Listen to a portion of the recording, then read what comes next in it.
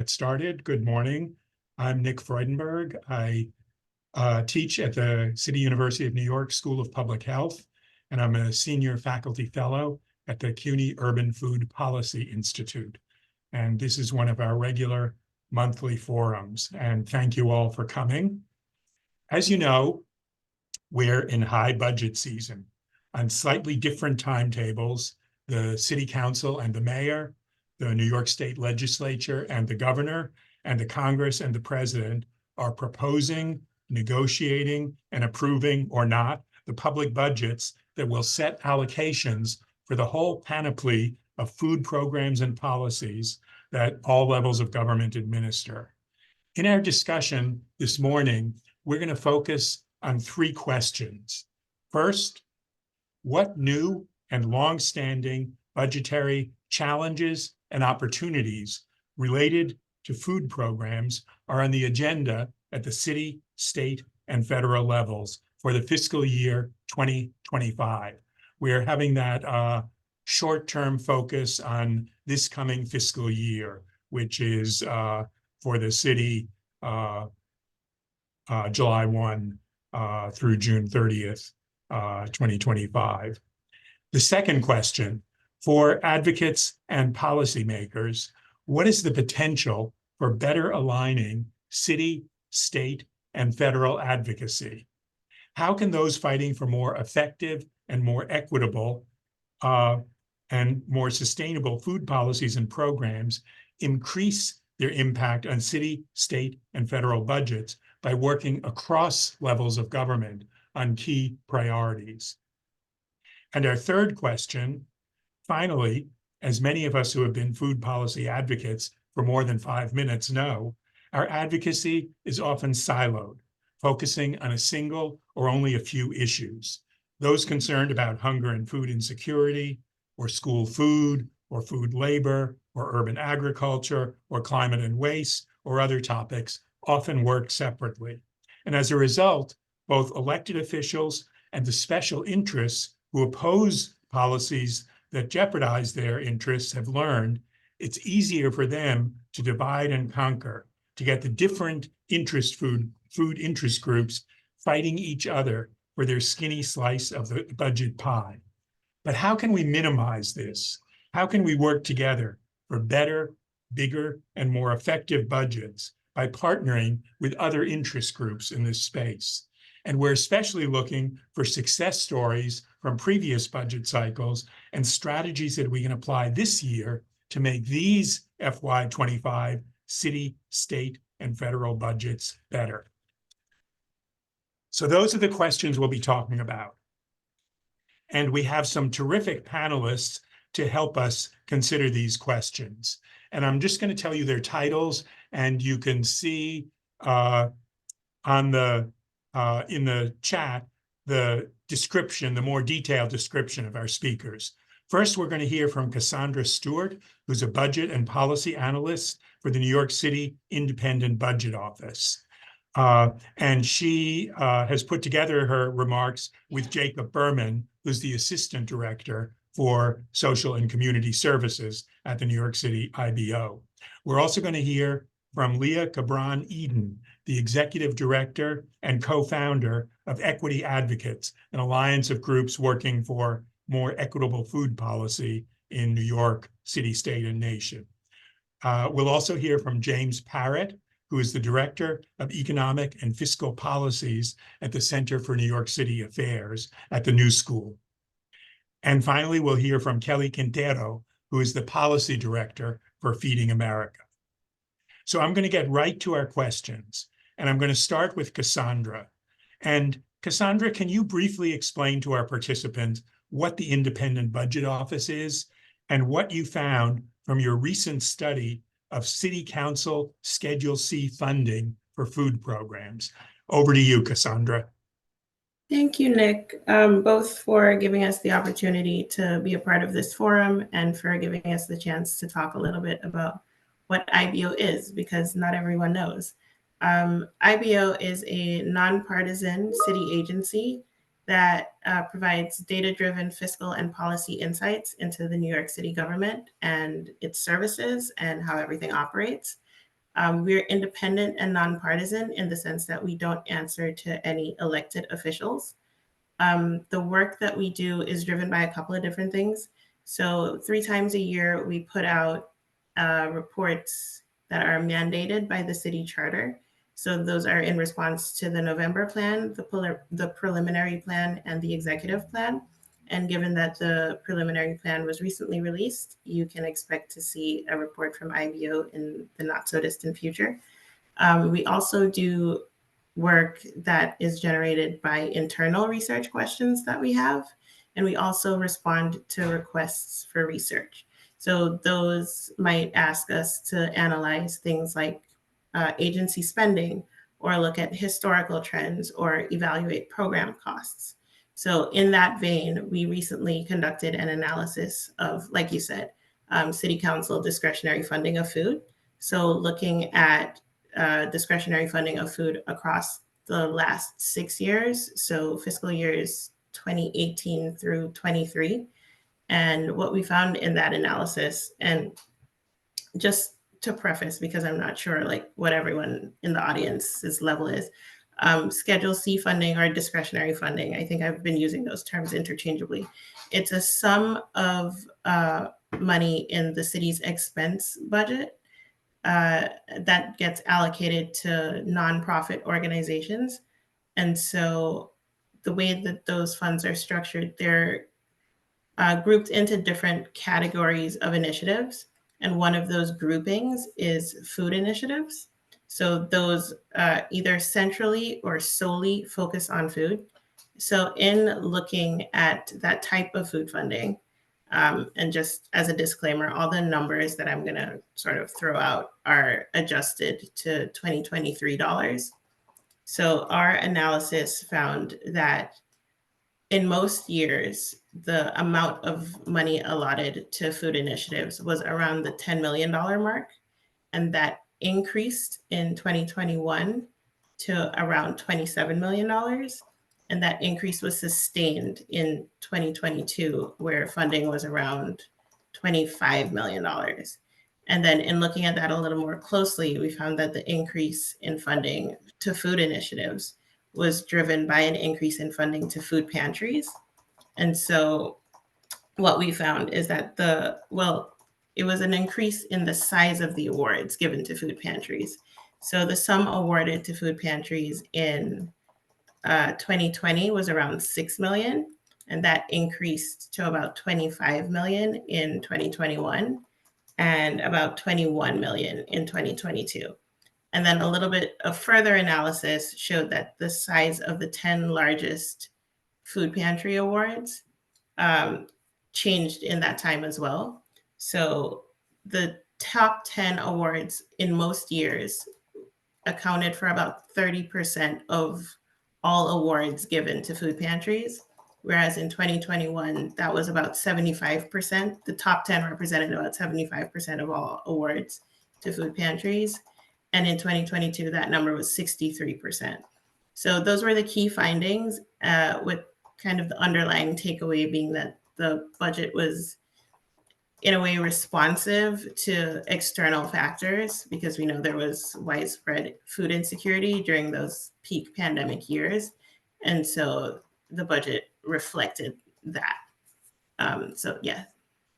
Great, thanks so much. And just a quick question, Cassandra.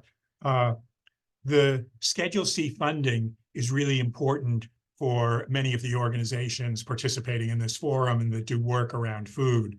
But am I correct in understanding it's only a tiny portion of what the city, much less the city, state, and federal government, spend on food? So it's valuable because there's something discretionary about it, but we want to keep our eyes on the big streams of funding, which are different from Schedule C. Do I have that right?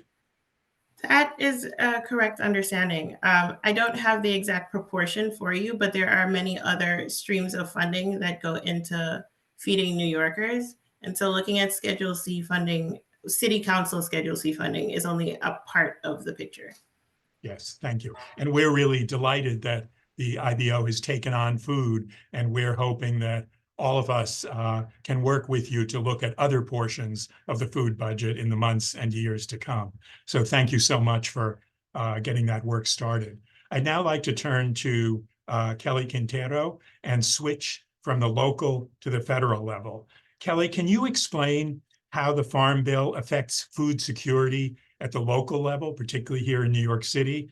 And where do things stand now on congressional renewal or extension of the Farm Bill? Yeah, great question, Nick.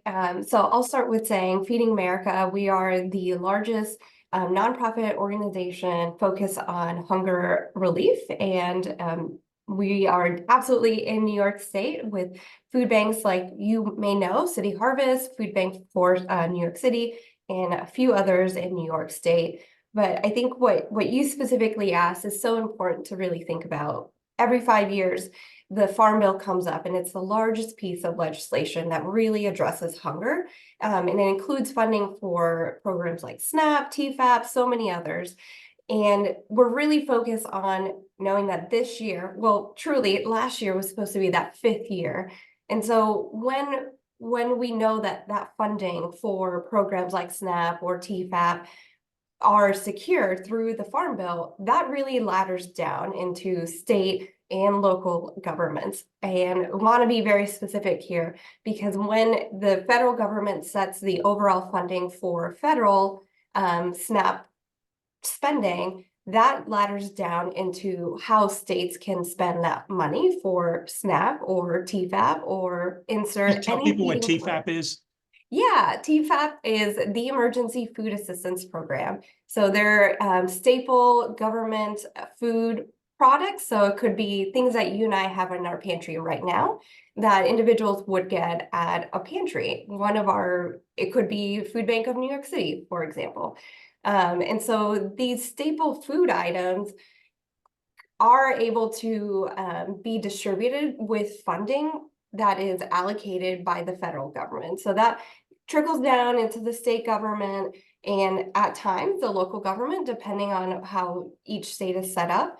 So it's extremely important for us to think about how are these programs being adequately funded to ensure they're meeting the need of people who use these programs on an everyday basis. So thinking through knowing that SNAP is funded at the federal level, comes down to the state level. Each state can say, this is how we think SNAP should be allocated and either restricted or protected or enhanced in one way or another. So there's a variety of ways that each state can really allocate funding for each of those programs.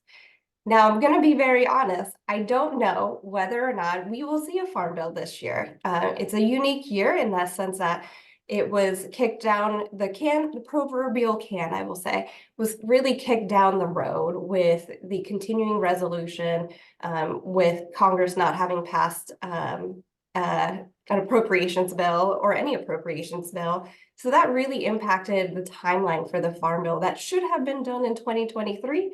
But now we're looking at 2024, knowing it's an election year too. So your guess is as good as mine, but we would hope to see it in the first quarter of this year. But I'm not a betting woman, so I would not put money on it. Great, thank you so much. And it also points to the importance to future forum to be talking about the 2024 election, because part of the reason we haven't seen action is because Congress hasn't been able to act because of the divisions. And we all have an opportunity to have a voice in that come November. I'm going to now have a question for you, Leah. Equity Advocates and its partners have worked to educate and advocate for more equity-focused food budgets at the city, state, and federal levels.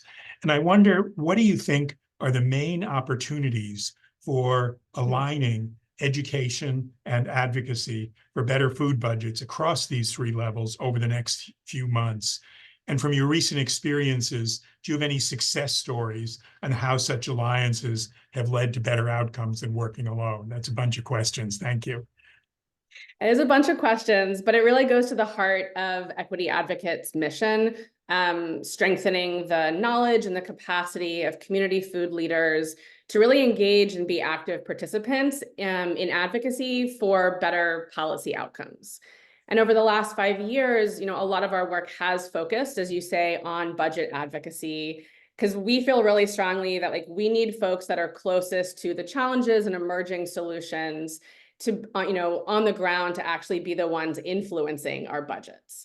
But we're consistently hearing from our community partners that they may want to, but they're very hesitant to engage in advocacy around the budget. This might be that they feel like they don't know enough. It's too complicated. They don't understand the numbers and how to decide what numbers to be asking for. But I think this really underscores the need for more tangible education and transparency in the budget advocacy process to make it more equitable. And making it more equitable both in terms of what it's funding and to whose benefit, but also who has power and who has decision-making and voice in this process. So we host some advocacy workshops to help address that education gap, but I'd also really like to see more transparency in the budget documents themselves. I think anyone here who has tried to make sense of city, state, federal budget documents knows that it's really challenging to know what document to look for, how to navigate it, what the numbers mean, and that really puts us advocates at a real disadvantage. Excuse me. And so I'd love to see our governments create more user-friendly budget documents and be more creative. And it's always really great to see the kinds of reports that we're talking about here help us advocates really make sense of this. And one way that Equity Advocates has tried to build that capacity and educate in service of better budgets is to kind of open source, crowdsource our own analysis of those budget documents so everyone has access to that. I think the other really big opportunity and need is that funding to make the kind of long-term systemic change that is really needed, and I think many of us here today really want to see, it really requires deep cross-sectoral collaborations, right, that you talk to. We cannot all just be looking at that one line item in the budget that impacts our program or our neighborhood. This is one of the reasons that in those early days of the pandemic, we started convening folks across the city, bringing people together into what ultimately turned into the New York Food Policy Alliance. It's now over 70 groups across the city and state who are working across the food system. These are folks who haven't always been talking to each other, right? And really working to break down those silos, as you've mentioned. And we've seen that really help folks understand the breadth of the budget and the need to be thinking beyond that one line item. But I think to really get better budgets, I would like to see this happen more between food system advocates and folks that are looking at investments in housing and immigration reform, childcare, transportation, right? I think food is so intersectional. And I think when we're looking at the budget and trying to make sense of it and thinking about our advocacy, we need to be working more closely with those kind of groups across our sector. And I think I would speak to sort of two places I think there's a real need for this. One is very emergent, and it's around supporting the new migrant and asylum seekers in New York, right? There has been a lot of attention to the housing and shelter system, where that might fall short in terms of the funding, but it also needs to be about getting them access to jobs and legal support, the impact on the DOE's budget, and then also how they're getting fed, right? The logistics of those meals. Are they culturally and religiously appropriate for the needs that these folks need? And folks in our community have been talking a lot about this. They're really interested, trying to figure out what is needed and how can we engage and support, but there's mostly questions. And so I think if advocates from these different issue areas can really come together to share and identify what are those funding needs to really support the holistic needs of new New Yorkers, that would be incredibly impactful. The other place where I think there's a real opportunity is around the intersection of the food system and economic development. So when looking at the city and the state budget, there's been a lot of interest in investing in community food infrastructure and like food businesses as tools for wealth creation. But we have not seen a lot of traction in getting our governments to really fund and invest in things like supply chain or value-added food businesses, urban growers, cooperative models. And so I think if we could be joining forces with workforce development, the business community, economic development, right, like we could see some real progress there.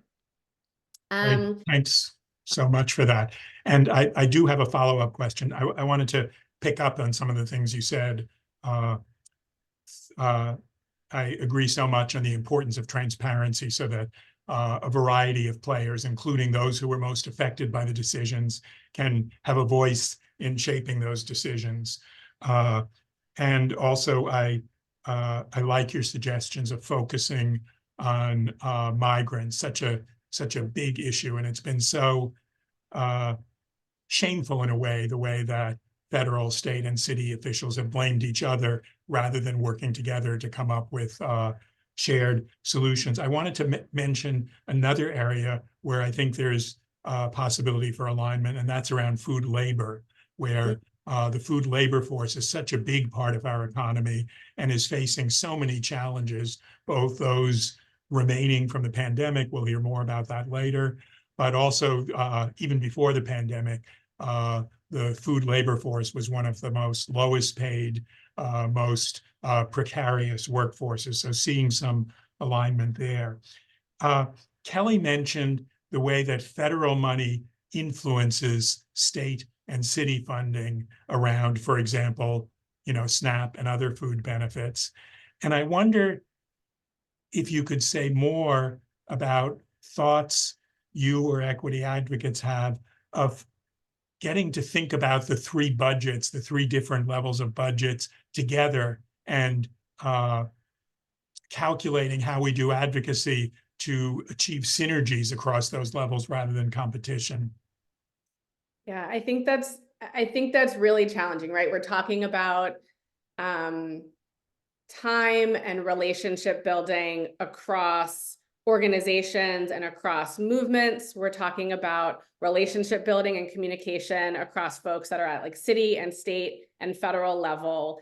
And so it takes time and it takes a lot of work and a lot of capacity. And I think we can all be doing a better job of that, right? But I think that's one of the things that, I think there's opportunities for, again, like more education about how the different funding streams work together, right? I know when we're talking to our community partners about the Farm Bill, like Kelly was just talking about, I think folks can often feel like it's foreign, it's way up there, it doesn't impact our work. And so the more that we can be talking about, no, these funding threads come through our state and come through our city in these ways, and this is how it shows up in our community. I know folks will be able to really understand more the impact and why we need to be looking at all three levels of government. I would also like to see our politicians be talking more with each other about these budgets. It often feels like that is not actually happening, right? Like, as you mentioned, these three budgets happen at very much the same time. I know there's lots of closed doors, there's lots of conversations behind, right? But it often feels like policymakers are sort of making budget decisions and making a lot of assumptions about what might happen at the state or what might happen at the federal government. And I think there could be ways for that to be more open and transparent and make it easier for us to understand how those threads get really connected. Great. Thank you so much. James, I'm going to turn to you now. The Center for New York City Affairs just put out a really compelling report on New York's 2024 economic and budget outlook called Post-Pandemic Reckoning for the City and State. And we'll put the link in the chat. And I thank you for putting out that report. And it looks at some of the specific opportunities for advocacy for more equity-focused food budgets are shaped by broader political and economic dynamics. Can you give a brief summary of what you think are the biggest threats to stable or expanded funding for city and state safety net and poverty reduction programs, including those for food in the next year? And what do you think are the most important opportunities? Thank you, Nick. So, I mean, we certainly heard over the past few months a narrative about the need for austerity at both the city and the state budget levels. I think that's clearly the biggest threat.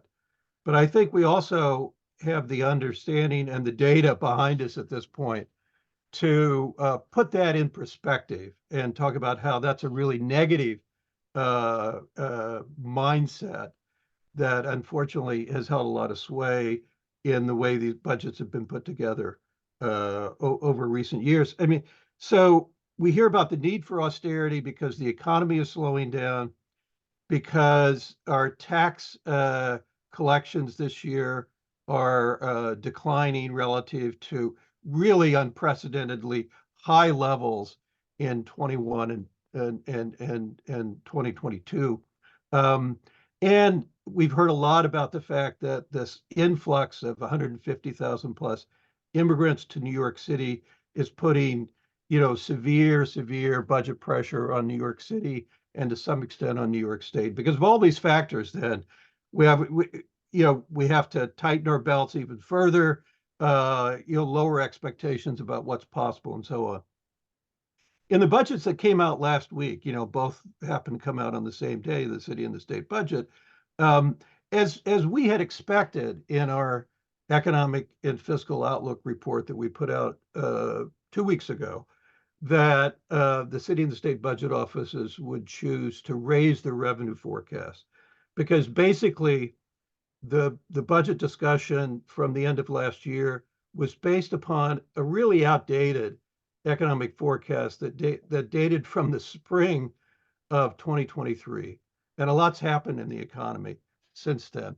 There was an expectation back then that because the Federal Reserve has been choosing to combat inflation by squeezing the economy, raising interest rates, 11 times over the past year and a half, in a way designed to slow economic growth and thereby bring inflation pressures, what the Fed saw as inflation pressures, down. Economic forecasters, and this was true of budget forecasters in the city's budget office and in Albany, expected that those interest rate increases on the part of the Fed would push the economy into a recession. Now, they didn't expect it to be a severe recession, but they expected it to have a pretty medium-term negative impact on city and state revenues. And they were lowering their sights in terms of what the spending levels could be sustained with the revenues that came in. We saw toward the end of the year that the Fed had it basically signaled that it was done increasing interest rates. The economy had a very strong third quarter. The expectation is that there'll be continued growth in the fourth quarter, and that the Fed likely, would start reducing interest rates in 2024. And the Fed forecast put on in December, they basically signaled that they were likely to cut interest rates 3 times over the course of 2024. So that significantly brightened the economic outlook. And, the outlook for the current year, the current fiscal years, fiscal 24 at both the city and the state level, and for the prospective fiscal 25, and even beyond that it looked now much more certain that the economy was going to avoid an outright downturn. And revenues were increased quite a bit. And a very positive thing happened in the state budget. State budget, in a role reversal from the past 20 years, the state budget has been in better shape the last 2 or 3 years than the city budget. This was even before the migrant crisis. So the migrant crisis did add significant budget pressures to New York City, but certainly they weren't the sole cause of the projected budget gaps that the city was seeing. and we've been urging, and others have also, that the state really needs to do more to help New York City's budget, and particularly to help fund some of the more of the migrant crisis than what the state had agreed to do last spring. And the governor's budget did include $2.4 billion. Not all of that comes directly to New York City, but to help offset some of the budget costs that the city has been bearing. So that's very positive. It's important to keep, and because of these more positive developments, the mayor started to announce about a week ago that some of the budget cuts that he had proposed back in November, he could reverse. And it wasn't that much time that had elapsed since he proposed these really draconian budget cuts. And then he says, well, we're not going to do all of those. Still, many budget cuts remain. And there were, to some extent, an additional round of other budget cuts in the budget that came out last week. In thinking about the economy of New York, it's important to understand its dual nature. On the one hand, the pandemic had a very pronounced adverse impact, but it was incredibly unevenly felt. It would be hard to design any sort of economic event that would be more uneven in terms of its polarizing effect in hitting people at the bottom half of the economy very hard, while not really adversely affecting the other half of the economy. And that goes for the big office-based companies in New York City that drive a lot of city tax revenues, the financial firms, tech companies, media, professional service firms, law firms, and so on. A lot of those companies prospered in the wake of the pandemic. And the people who worked there, didn't lose their jobs. In fact, they gained more flexibility, many of them being able to work from home. So the pandemic has had this very disparate, really uneven impact. And what we've seen in New York City is that there's been significant increase in economic hardships. For example, the number of people who turned to New York City for cash assistance increased by over 50% since early 2020, before the COVID pandemic began. The number of people receiving food stamps or SNAP benefits increased significantly. The number of people on Medicaid, which was already very high in New York City before the pandemic, increased further.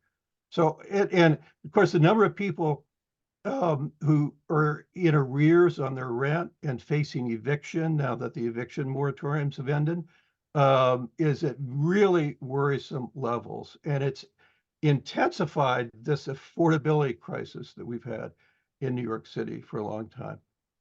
On the other hand, we have this economy that, if you think of it in terms of what's the economic base that drives city and state revenues, because that part of the revenue base is really tied to the part of the economy that I mentioned that wasn't adversely affected by the economy. The revenue base remains fairly strong.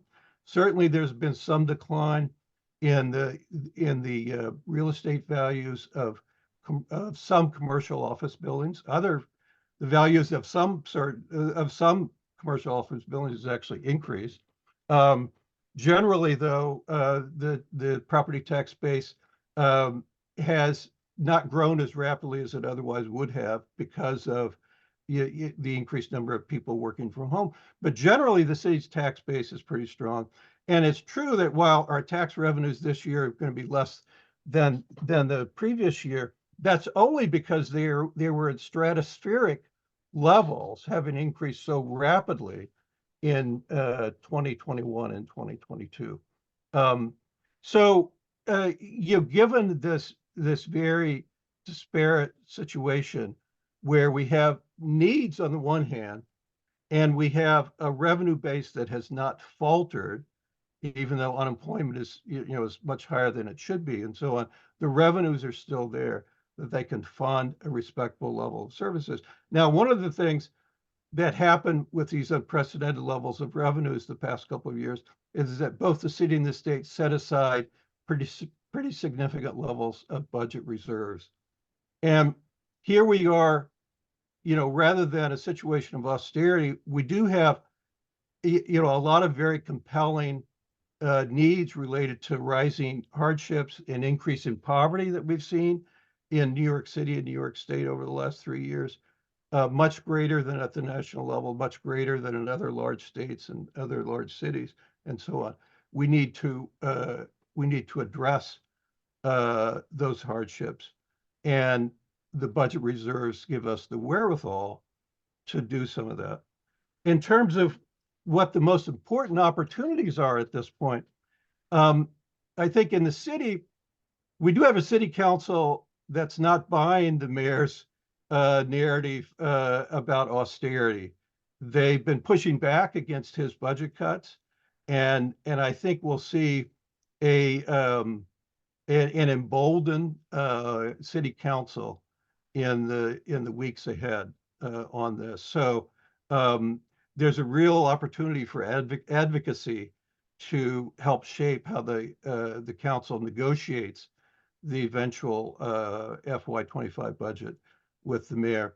At the state level, this is an election year, not for the governor, but for all members of the state legislature. So hopefully there'll be a discussion there about, given the critical outstanding needs we have as a result of the migrant situation, as a result of the lingering and various adverse effects of pandemic, that the state needs to utilize some of its budget reserves to address those challenges. Thank you. Great. Thank you so much. One follow-up question, picking up on this austerity theme. I lived through the 1975 fiscal crisis, the 2008 fiscal crisis, and both of those set budget terms that in the area where I do work, which is public health, had devastating consequences on public health. And I'm pleased to hear that there's at least a challenge to the austerity narrative, maybe less so at the national level, where the polarized political debate, at least one party in that debate, is still very much putting forth an austerity narrative. And I wonder, from you've been watching the New York City economy for a long time, from a political point of view, is there anything more you can say about how can advocates challenge that austerity narrative? What are the particular things they can do, and particularly in the budget processes, to counteract the austerity frame? Well, so in the current context, one of the things that the governor is still speaking about is that she wants to close the door on any tax revenue increases at the state level, because she says that we've lost a lot of population in the wake of COVID, and we've lost some number of high-income taxpayers. Millionaires have chosen to leave New York State, she says, and that's an important part of our tax base. It's true that rich people pay a lot in income taxes. The reason for that, of course, is that they have a lot of the income. At the latest data for New York City indicate that the top 1% of taxpayers in New York City pay about 45% of all city income tax, but they have about 42% of all income in New York City. The city income tax in particular is only mildly progressive. I want to come back to that in the program later on. At the state level, it's a little more progressive. But the reality is that while a lot of people did leave New York City in 2020, in early 2021, you could see that in the tax data. They've come back to some extent. And many of the rich people, so if you think about all of the people who left, New York City lost about 500,000 people in the first year of the pandemic. those were not mainly wealthy people. Those were mainly people of modest and middle incomes who decided. Some people had opportunities to work remotely, many did not, but the unaffordability of New York City helped push them out. So people up and down the income spectrum left. We've started to see some of the wealthy people come back. Many of the wealthy people who left New York City moved elsewhere in New York State, in the Hamptons or Hudson Valley, where they may have had second homes and so on. They felt they didn't need to be in New York City as much during the pandemic and so on. They moved out. Some of them have started to move back. So we need to counter the narrative that there's a risk of millionaire migration out of New York City and New York State. The data just don't support that. And the best research about whether or not people move because of a high tax rate show that they move for lots of other reasons. And that a lot of times when wealthy people move, they'll move to another state whose tax rates are not that much different than New York. So countering the threat of rich people leaving is part of the way of pushing back on the austerity narrative. The other thing I think is just to emphasize the fact that we have a strong economy overall. It has not created enough good paying jobs, and over 100,000 people, mainly, who work at lower wage face-to-face industries haven't gotten their jobs back. And commuters have 100,000 more jobs in New York City than before. We do have economic challenges, but we have fundamentally a strong revenue base. But that has also fed a very polarized income distribution. Income inequality increased more in New York City in 2022, according to U.S. Census data, than in any of the other large cities in the country. So we need to address the hardships, and we have the economic base to do that. Great. Thank you so much. I'm going to do one more round of questions, and then we're going to open it up for your questions and reactions to comments. And to leave plenty of time for participants to ask questions, I'm going to ask panelists to be fairly brief in your responses to these questions. And these next round of questions focus on advocacy. So Cassandra, could you give us a crash course in the opportunities for budget advocacy at the city level? What should folks in this budget session be talking about to their elected officials and others about the budget, and when should these interactions happen? That is a great question. There are a number of ways that people can engage with the budget and the budget process, and sort of give voice to the things that matter to them. So individuals can raise issues with their council representatives, who can in turn raise issues with the mayor. And if there's a lot of attention being called to a specific issue, it stands to reason that that issue might be platformed in budget considerations between the mayor and city council as they work out what's going to be funded and what's maybe not going to be funded as well. Getting involved with your local community board is also a great avenue for kind of having budget input. So community boards send district needs statements to the Office of Management and Budget by mid-February, and OMB has to respond to those one way or another. So that's a good way to get an issue that you care about in front of a budget actor. Additionally, the public advocate, it's sort of in the name, advocate. He doesn't have budget setting power, so to speak, but he is able to shine a light on issues that are of consequence to New Yorkers. So it's a good way to bring attention to issues that are, critical to people in communities. And then also council hearings. They happen all year round. It's always great to get out and get your voice heard. City council, has to weigh its priorities when dealing with budget negotiations and things like that. So if people are really getting out there and saying, hey, this is something that matters to me, this is what's affecting my community, these are the ways that this situation is impacting my lived experience, it's likely that those issues might get a little bit of consideration in those budget negotiations. And additionally, like I mentioned before, the preliminary plan came out not so long ago. And so in response to that, City Council will be analyzing the budget and setting specific hearings to follow up on it and assess it and identify areas of concern. So as for what people should be talking about, they should be talking about the things that matter to them. And this is a forum of food-minded folks. So you might want to be talking about food in there.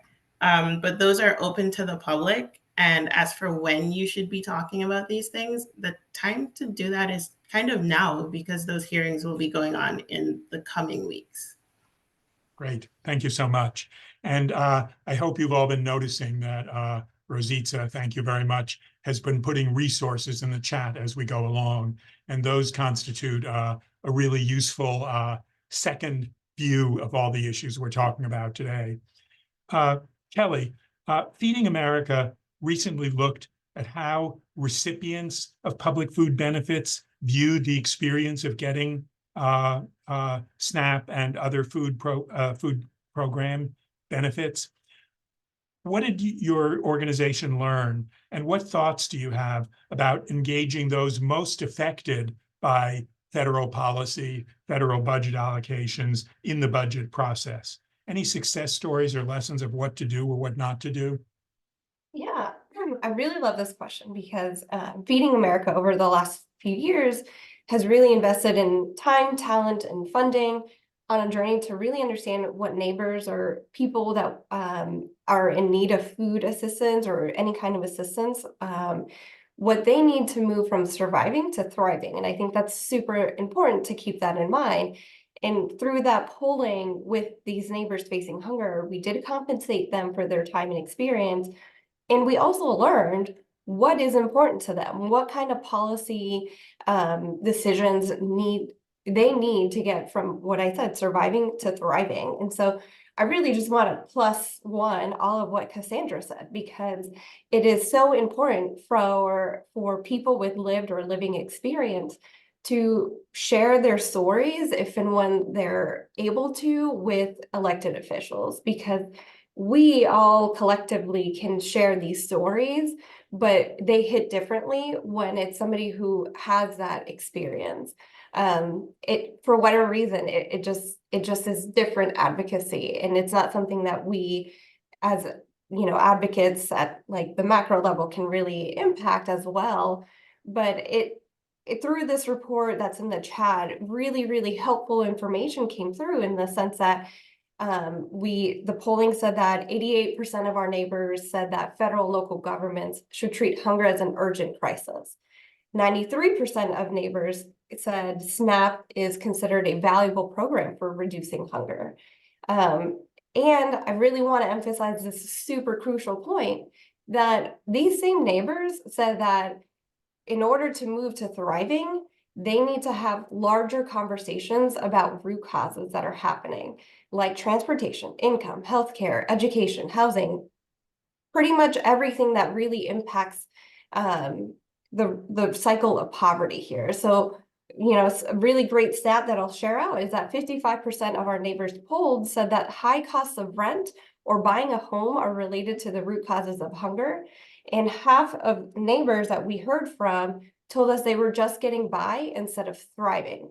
So this tells us what we already knew. Now we have data around it, is that our neighbors, people who are impacting and experiencing hunger on an everyday basis, need to talk to elected officials. They need to have so many more resources. And we as a collective have all of our work cut out for us to really make sure that these people who are in need have the resources they absolutely need to move on with their lives and become like self-sufficient members of our society just as much as they want to be.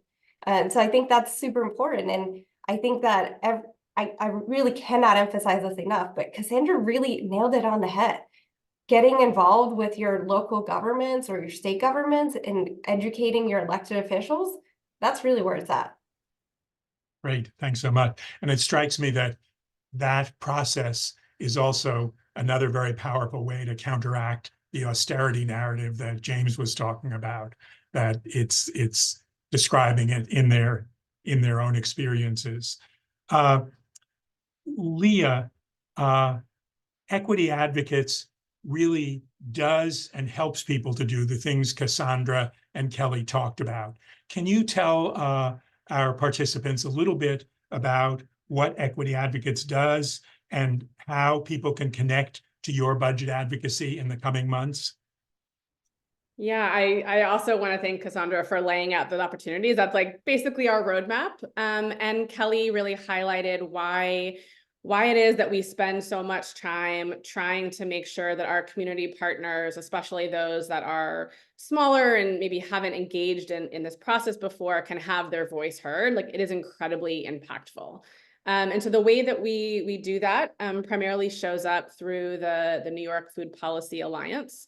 To prepare for this, the end of last year, we went through kind of a months-long process to talk with our community partners and identify, like, what are those funding needs to develop a budget platform for city and state. And so over the next couple of months, we'll be looking to follow Cassandra's roadmap and make sure that electeds in power really are hearing about our priorities.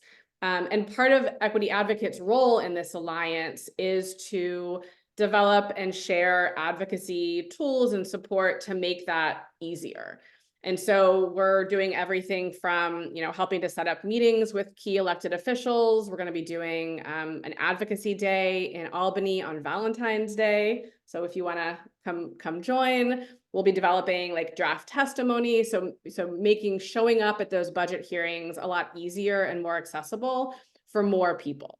And I wanted to share just a couple examples of like what we're looking to advocate for in these budgets.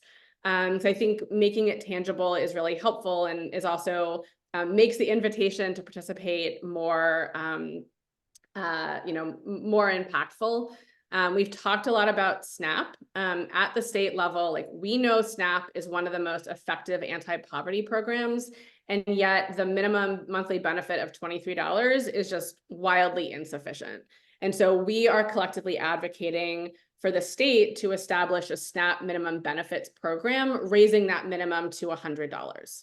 And so that's one of the things that we're really pushing for at the state, along with being enthusiastic supporters of the Healthy School Meals for All campaign, really leveraging the work that's been done here in New York City and making sure that all public school students have access to free school meals.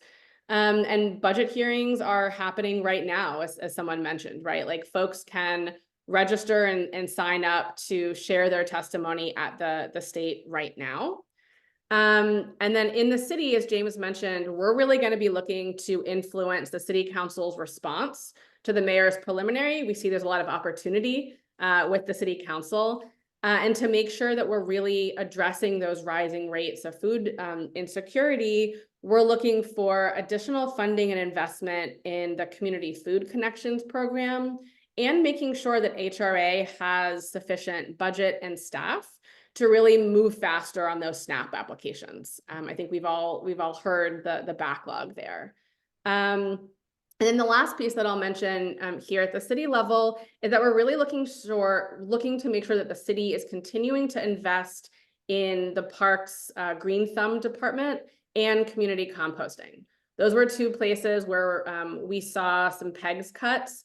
As James mentioned, some of it was in part reinstated, but we need to make sure that our city is really investing in not just emergency feeding programs, but growing and community garden and growing space as well. And so there's lots of opportunities to engage. Our doors are open. The Alliance is an open space. And advocacy is a team sport. This work is much better when done collectively. And so I hope this has been an invite for all to be part of this process. Thanks so much. And last question before we open it up for your questions and comments. Jim, in addition to restoring the cuts that the governor or mayor has proposed, there's another path, one that offers hope and opportunities for addressing unmet needs, and that's raising new revenues. Can you talk just a little bit about what you think are some of the opportunities in this budget cycle for new revenues to address food and other social and health needs? Sure. That's an important question. I think at the state level, let me answer it this way, that given that the state took in so much money in the past couple of years, and the governor, to some extent, justifiably so, set aside a lot of that in reserves. The state now has $22 billion in reserves. That is over 15% of the state's operating budget. And why do you have reserves like that? You have reserves like that in the event that there's a crisis. It could be an economic recession. It doesn't have to be. It could be some other crisis. We've had our share in New York City, certainly, with the World Trade Center attacks in 2001. The Great Recession, 2008, 2009, was very severe. COVID, was not economic mainly in nature, but it had tremendous, adverse economic effects as I've described. When the state, is in an emergency period, and you could consider to some extent this unprecedented influx over 150,000 migrants into New York City to create emergency conditions to some extent. And certainly that's the mayor's argument for why his budget is as austere as it is. Then those reserves, you should turn to those reserves, shouldn't hesitate to use those. And given the brighter economic outlook that I described earlier, the likelihood of needing those reserves in the next 2 or 3 years to offset an economic downturn is much less than what it was a year ago, or although even then I didn't think that was the likelihood of a recession was that prominent. So number one, at the state level, I would look to using some of those reserves. Let me give back up and give sort of a longer term picture about the relationship between the state economy and state spending. There used to be a sense a few years ago that the state increases in state spending were rising faster than the growth in the economy. Well, that hasn't been true for a long time. And in fact, it's been going in the other direction. So envision a graph that has state spending relative to the size of the economy. It's a lot lower. We're a lot lower on that graph now than what we were for the first decade of this century. And that if we increase spending by $7 to $10 billion relative to the growth in the state's economy at best, we would still be below that level. So, one could reasonably argue that the state could unlock $5 to $7 billion of those reserves and use that. So those are past tax collections, which if you have a situation of what I would characterize as excess unneeded reserves, you should look to those first before you go to increase your tax base. Now, there may come a time when the state really needs to increase its tax base. And I think one area that hasn't received enough attention is the need for a digital advertising tax. Everybody's aware of digital advertising and all of the places that you see that, and apps and on the internet and so on. That's a big untapped resource. At the city level, the situation is a little different. The city also has significant budget reserves, but I wouldn't characterize those as excess necessarily. And certainly if the state does more to help address migrant costs, that will take some of the pressure off the city budget, potentially freeing up resources to meet some of these outstanding budget needs that we have. When it comes time, and maybe we're at that point where we need to look at additional tax revenue streams for New York City, we have to understand that there's very little New York City can do other than raise the property tax rate, which I'm not arguing that we do that now, that the city could do on its own. For any other change in taxes, it really needs state authority to do this. So this is something that people could be lobbying the state legislatures to give New York City the authority to raise the personal income tax. I talked before about how it was only mildly progressive. We've had no income tax changes to speak of, except for a very positive thing that Mayor Adams did in his first year in office, was increase very significantly the city's earned income tax credit, which mainly benefits low-income families with children. A remarkable achievement. He deserves a lot of credit for that. But we've had no other changes in the income tax structure to speak of for many, many years. And in fact, in the past 30 years, we have only reduced the top rates on high income taxpayers, not raised those. So there's room, I think, to add, as the state did a couple of years ago, new tax rates for people with incomes over $10 million, over $25 million, and so on. There's clearly some room for that. Other than that, we should obviously, undo some longstanding tax breaks that are totally unneeded and a total giveaway and wasteful, like the $45 million tax break that Madison Square Garden gets. Absolutely unnecessary. It's been around for way too long. The other thing is that we have large private charitable institutions in New York State that have become massive real estate owners. And yet, because of the state constitution, they don't pay any property tax in New York City or other taxes to speak of. So they're not really paying to support public services that make that real estate that they own as valuable as it is and allow those institutions to do everything that they do. And I mainly think of Columbia and NYU, which have always been large landowners, but in the past 20 years, they have acquired a lot more. They don't pay the property taxes on any of that. And the large private hospital systems like Mount Sinai and Northwell and so on, have very valuable real estate, a lot of it in Manhattan. They've expanded doctors' offices, complexes, and so on, paying very little in taxes, if anything on that. Rather than change the Constitution, which is a very time-consuming, it's a long-term process to do that, the city could negotiate voluntary pilot agreements. Pilot is an acronym standing for payments in lieu of taxes, pilots, with those institutions, as has been done in other large cities with large charitable institutions, so that they contribute to the support of paying for the public services that they consume and rely on in New York City. So those are some ideas in terms of where to get additional revenues. Right. Thank you so much. So now we're going to turn it to you. First, we have a question for you. And Rosita, maybe you can put up the poll and we'll give people a minute or two or three to answer. And then we're asking for two kinds of input from you all, the more than 100 of you who are participating in this. First, we want questions for the panelists. And if you want to direct it to a person, say so. Otherwise, we'll ask and pick the most appropriate person.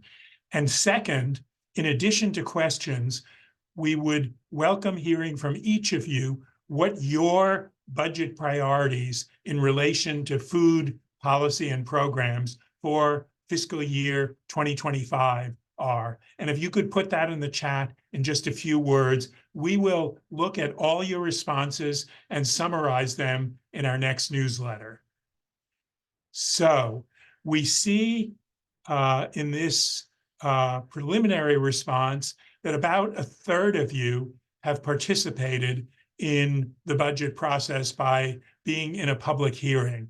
Our hope is that if we were to do this survey a month from now or 2 months from now, that would go up to 2/3. The numbers would reverse, that most of you would have done that. And we hope you'll think about participating in this budget cycle to make your views known. And now we'll give you a minute or so to add some questions. And we look forward to hearing from the panelists in response to your questions.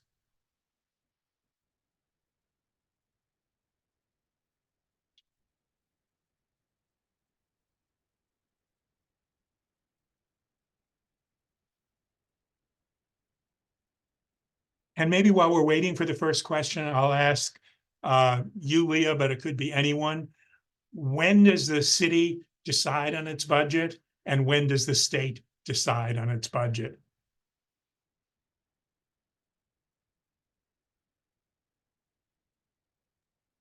Sure, I can speak to city, and maybe I'll let Cassandra if you want to touch on state as well. So decide on the budget. The final budget is adopted by the end of June. So that feels like a very long way away. We have lots of opportunities in the meantime.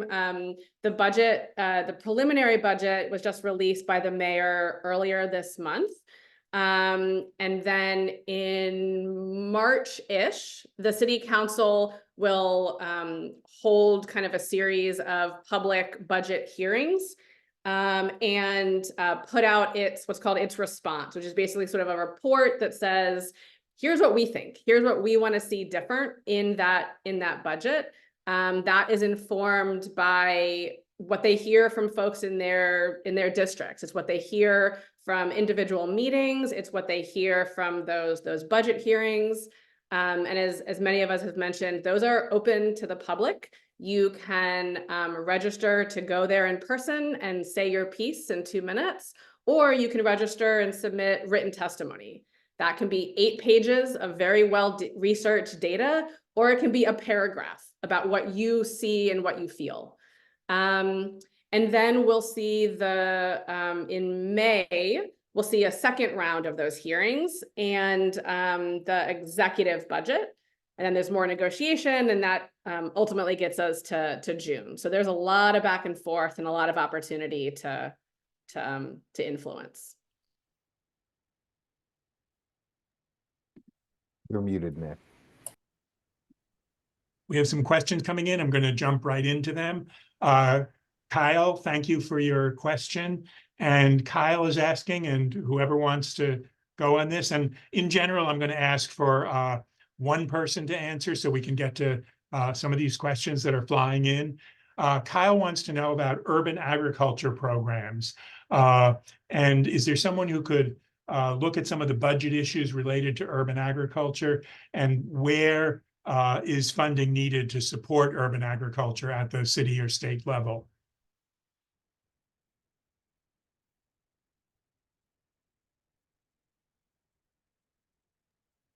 I can kick us off a little bit. I think that's a great question. So like food, it's a little bit all over in terms of where it is in the budget. We find some of it, there's funding for support for community gardens in the Parks Department in Green Thumb. I mentioned that earlier. They saw pretty significant cuts. I think some of those have been restored, but that's a place that we want to really make sure that has sufficient funding and staff to do the incredible work that it needs to do. Our city also has a new Office of Urban Agriculture.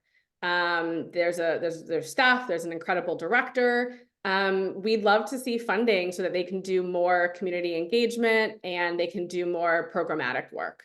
So I think that's another sort of space when we think about funding needs. And then the last two things that I'll mention are community composting. I think we sometimes think about that as in the waste, the sanitation, or but that is very very closely connected to gardens and urban agriculture. It's an incredibly important program, and it also saw a lot of cuts. We want to make sure that that funding is maintained in this coming budget. And then the other thing that I would mention at the state level is the farm to school program. There's both grants that allow schools to really connect with New York growers, but there's also a reimbursement incentive program that provides a financial incentive for schools who have, I think it's 30% of their ingredients from lunch spent on New York produce, right? On New York grown food. There's a real push to increase that to include breakfast so that more schools can reach that 30%. And so it both helps our schools keep healthy, local, fresh food on those menus, and it supports our farmers. Thanks. Directia, hi, and thanks for your question. And I'm going to ask you to explain your question in just a minute. So Rosita, if you could turn on Directia Graham's microphone.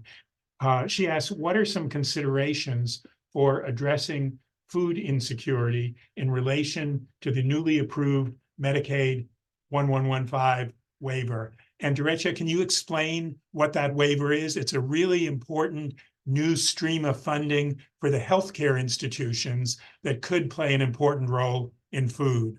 So if you can explain, and either a panelist or an audience member, if you have more to contribute to this question, put your name in the chat and we'll ask you to do that.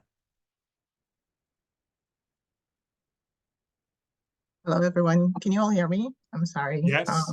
I am here. Thank you, Professor, for allowing me to speak a little bit about this. So the 1115 waiver is from Medicaid or the CMS.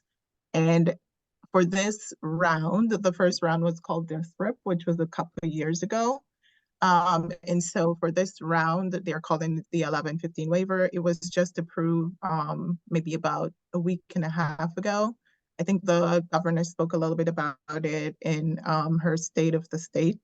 So what this waiver is considering or proposing is to create social care networks that will help to address social risk factors, including food insecurity.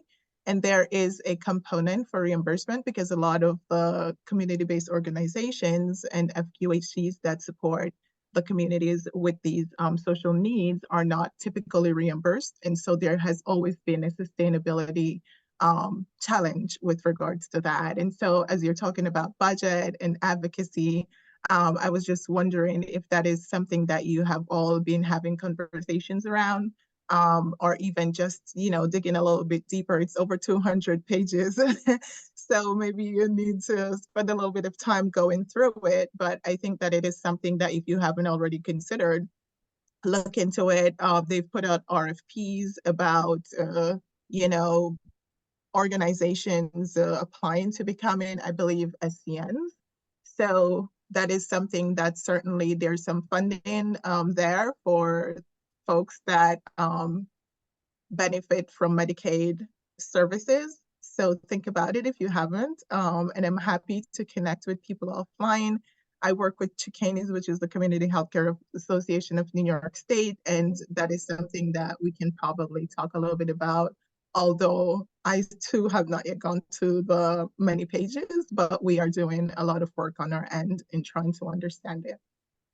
Great. Thank you so much for that. And just to add a little to the explanation, this is an effort that comes out of an attempt to use Medicaid funding to address not only the medical needs of people who are covered by Medicaid, but also the social factors that complicate those medical needs. So if a person with diabetes or cardiovascular disease or hypertension can't get the food they need, then this looks to establish partnerships between healthcare institutions and community-based organizations to address those needs.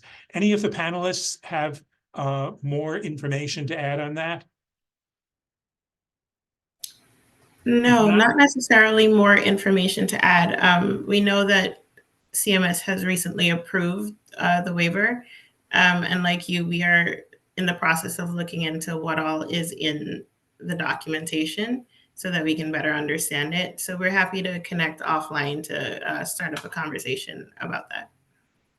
And I think because it is such an important issue, we'll look into it and maybe include an update in our upcoming Food Policy Institute newsletter to familiarize readers with this process and to see what we can do with it. Jay Harrison has a question about community gardens and their role in food policy. I'm going to read a few questions and then give people a chance to answer. Danny Lopez asks about WIC, and where does WIC fall as a priority, and what can we do to enroll more people in WIC, and how does the Farm Bill connect to WIC? And Carolyn Press says that there have been changes in the city council chairs, and I wonder, of several important committees, I wonder if anyone has insights into how that might influence the budget process. So those are a bunch of questions, and anybody who wants to start on one of those.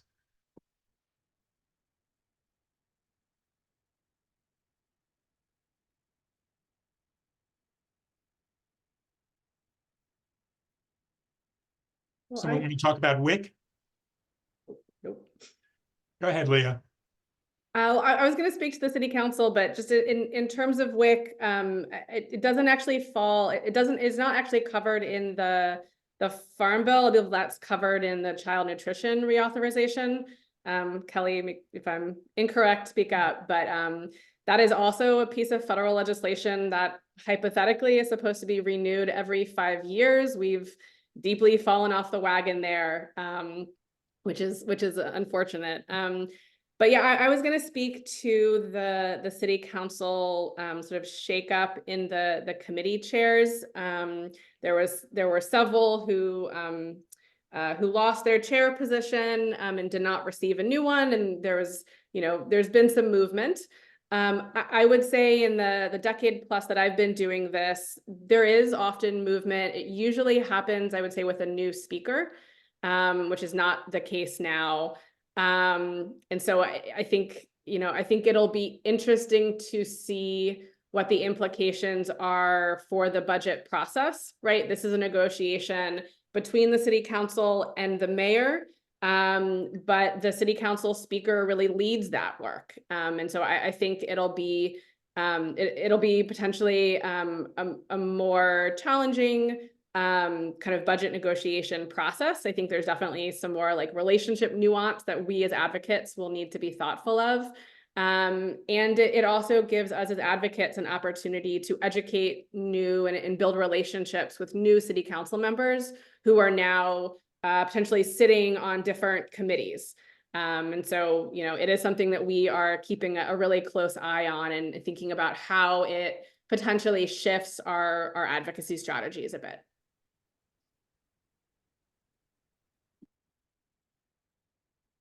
Kelly, anything you want to add about WIC? I will be upfront and say that WIC is one of those programs that we work with our partners, the National WIC Association, really closely to follow their lead, knowing that it's such a complex program and truly depends on the state, like where the funding levels are, how many people are on WIC overall. So I don't have much to add there. I know that it's in a really precarious situation right now with the continuing resolution.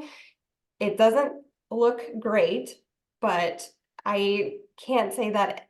What I can say is that nothing looks great right now in Congress. Not that that's makes anybody feel better. So I would the National WIC Association is truly like where we go to make sure we stay in support of what their efforts are. So I'm sorry, I don't have specifics on that. Great.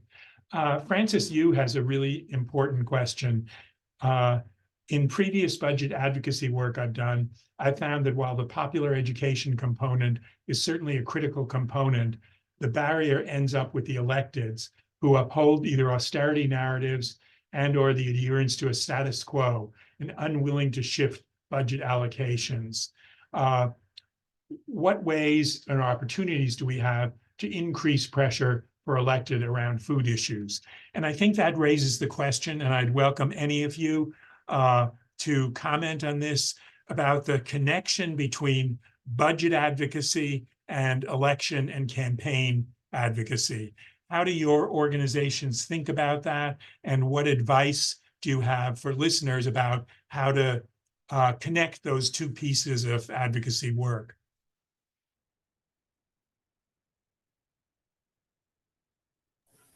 I can kind of give a preface as to what IBO kind of does, and someone else can take it from like an advocacy perspective, if that works. So IBO doesn't make any policy recommendations. We try to be very neutral, but we do provide information, and I think information is a great tool. So that tool can be used in the creation of a policy or a program, while we don't ourselves make the recommendation. So I think being armed with information is a really good first step in doing budget work or having effective budget advocacy. And then if someone else wants to take it as far as how the other side of that looks, being the advocate. And just one other thing I want to add is that please reach out to us, because we generally don't know what people are interested in. You know, we're not psychics. So our contact informations are all on our website. And yeah, we'd love to hear from anyone if there's something that we're not looking at but should be. Any other thoughts on that? I have a thought. I mean, you know, in terms of sort of sometimes seeing politicians as that barrier, you know, they're humans just like we are, right? And they are hearing the same narratives that we are. And, you know, I really appreciated, James, your comments. And, you know, as an advocate, I feel like when thinking about budget advocacy, I'm often very much focused on the expense side of the budget, and the revenue side of the budget, I just ignore it, right? And I think that that really is a weakness in some of the budget advocacy that I've been a part of, because it means that I can't speak to countering that austerity narrative, right? And so, you know, as you were speaking, James, I was thinking like, I would love a one-pager. I'd love some talking points to help me as an advocate, you know, make, you know, counter that narrative with the politicians that I'm going to be engaging with and speaking with, because I do think it comes back to that messaging. It's a lot easier to just make small incremental changes. It's a lot easier to just kind of do the same of what we're doing. And, you know, politicians are human. We need to be, you know, we need to get better and more creative and more powerful in the messaging and the storytelling and helping to combat that narrative and explain why status quo and small incremental changes does not get us to where we need to be. So yeah, that's one thought that came to mind, is that like we need to be better storytellers and able to really push back on those narratives, you know, more impactfully. Great, thanks. I'm going to close, because we're almost out of time, with a final question from my colleague Nevin Cohen, who is the director of the Food Policy Institute. And this is a chance both to answer this question, give thoughts on it, and also any closing remarks you want to make in the last 4 or 5 minutes. And what Nevin says is, we've been discussing revenues and costs, but there's also cost effectiveness, whether agencies are using funds efficiently. I wonder if you could comment on how advocates can distinguish between the need for more money for various programs versus different deployment of those dollars, and how can advocates argue for program improvements without undermining budget support or making the case for reductions. And maybe we'll start with you, James, and then hear from Kelly and the others. Any thoughts on that, James? Effectiveness? So it is difficult, and it's one of the things that the council, I think, tries to do, and the Independent Budget Office does a great job of analyzing, you know, of looking at policy operations. In recent years, they've started doing annual reports on the effectiveness of various tax expenditure programs, that is, tax break programs. And the only downside to that is that they only do one a year. When they, you know, it would be great to have 5 or 6 of those reports a year, because there's a huge number of tax expenditure programs, like the Madison Square Garden tax break, which is, there's no way you can make an economic argument to justify the need for that. And the same holds true to varying degrees to many of the tax expenditure programs. So in that area in particular, one of the new problems that we have at the city level, though, is there's been such a staff downsizing, both through attrition and the changes that COVID wrought, and maybe the mayor's insistence a year or two ago that city workers need to be in their offices 5 days a week and so on. I think that really chilled the interest of a lot of young people who might have otherwise looked for career opportunities in the city government. Anyway, the city now has severe staff shortages. Leah, I think, mentioned earlier that it's so compromised, the ability of people to access the sort of the safety net, as flawed as it is now. If it takes an inordinate amount of time for people who are eligible for SNAP to start to be qualified and start receiving those benefits, that's not good. That doesn't help anybody. So the city has a real challenge on its hands, and the state too, to some extent. The state's headcount has been reduced as much as steeply as the city's has, and it really compromises the ability of many consumer citizen-facing agencies to really deliver the public services that we have and that we're funding now. So that's a big challenge. But I would just say, in terms of a sort of a broader closing comment, that it's important for people to understand that at a macro level, while New York City has regained its total employment level from before the pandemic, we don't have the same jobs as before, and that should by no means be taken as an indication that we're out of the woods economically. Again, we've had the most polarizing event that you can imagine in the pandemic that's increased hardships. At the same time, parts of the population and parts of the business world are doing better than ever before. We need to recognize and respond to that polarization of results with increasing emergency public services in the many areas we've talked about today and that we know are out there in terms of housing and health and nutrition. Great, thanks. Kelly? Yeah, so I am really looking at this question as through the lens of how we communicate with people in need, our neighbors. And I really think that this would be an opportunity to have focus groups, conversations with those individuals to understand how these programs are actually impacting their everyday lives. A lot of times, and what we've heard from our conversations, for example, is that maybe a SNAP application is really too long. And maybe that's why a lot of people aren't applying to SNAP, or they can't reliably get an interview.